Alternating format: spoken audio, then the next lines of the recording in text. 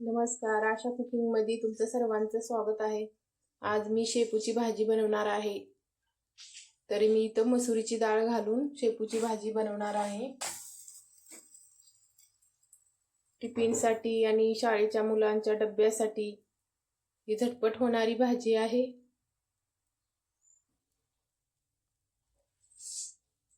तर इथं मी एक पेंडी शेपू घेतला आहे. अगदी ताजी आणि कवळी पण आहे. तर याला कट करून घ्यायचं आहे बारीक.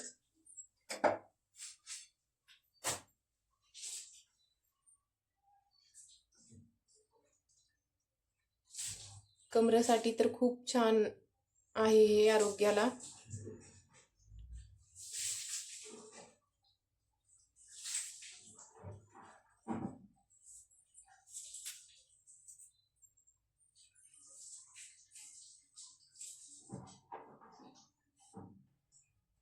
इथं बारीक छान कट करून झाला आहे. याला स्वच्छ पाण्यानं धुवून घ्यायचं आहे.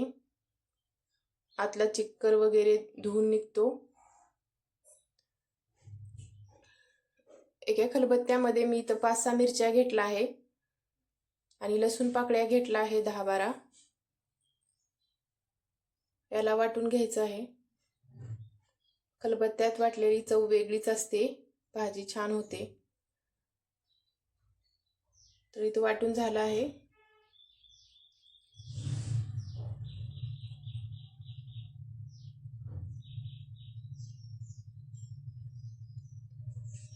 कढई गरम करण्यासाठी ठेवला आहे. यात 1.5 पळी तेल टाकायचे आहे.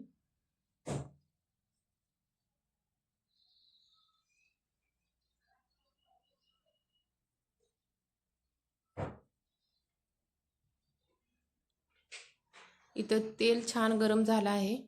यात अर्धा चमचा जिरे टाकून घ्यायचं.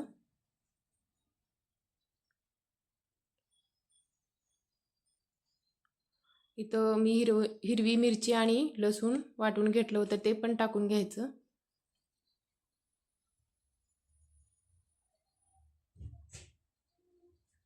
हे छान फ्राय करून घ्यायचं आहे. 1-2 मिनिट.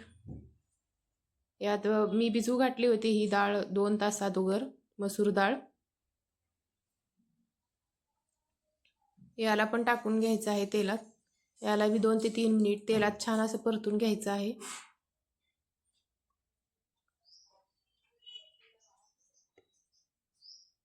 बारीक केलेली शेपूची भाजी टाकून घ्यायची आहे.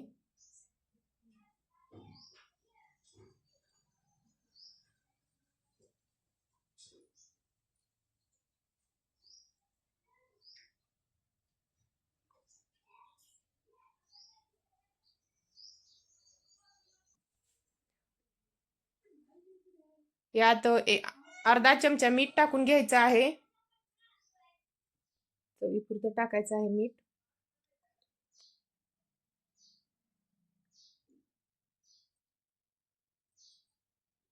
याला छान असं परतून घ्यायचं आहे. 2 ते 3 मिनिट परतून घ्यायचं आहे. यावर एक झाकण झाकून वाफ काढून घ्यायची आहे.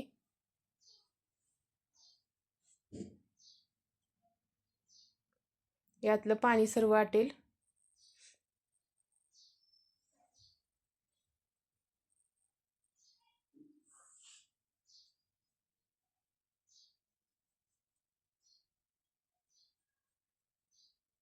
तर इथं आपली भाजी छान वाफरली आहे.